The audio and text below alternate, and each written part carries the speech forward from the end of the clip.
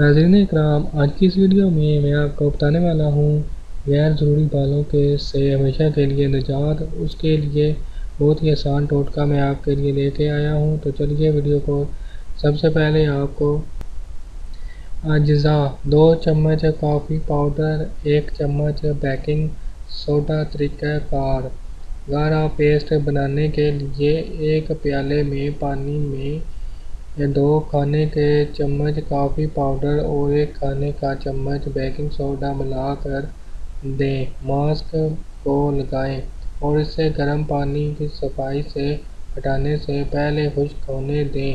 بہترین نتائج کے لیے ہفتے میں 2 بار دوہرائیں۔ Thanks